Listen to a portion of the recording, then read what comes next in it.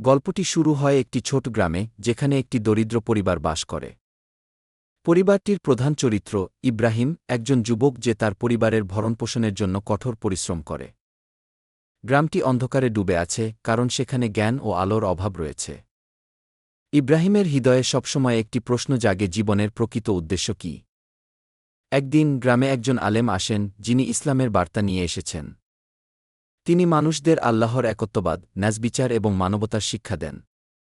ইব্রাহিম তার কথায় আকৃষ্ট হয় এবং তার কাছে ইসলাম সম্পর্কে জানতে চায়। আলেম তাকে কুরআনের আয়াত এবং নবী মুহাম্মদের জীবনী শোনান। ইব্রাহিম ইসলাম গ্রহণ করে এবং তার পরিবার ও গ্রামবাসীদের মধ্যে ইসলামের বার্তা ছড়িয়ে দেওয়ার সিদ্ধান্ত নেয়। কিন্তু গ্রামের নেতা, যিনি অজ্ঞতা ও অন্ধকারে শাসন করতে পছন্দ করেন, তিনি ইব্রাহিমের প্রচেষ্টাকে বাধা দেন।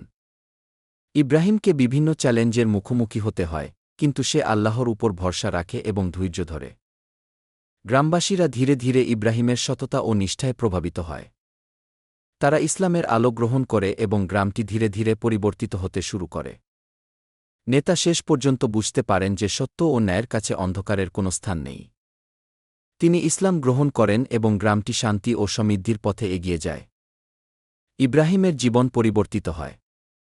সে বুঝতে পারে যে জীবনের প্রকৃত উদ্দেশ্য হল আল্লাহর ইবাদত এবং মানবতার সেবা।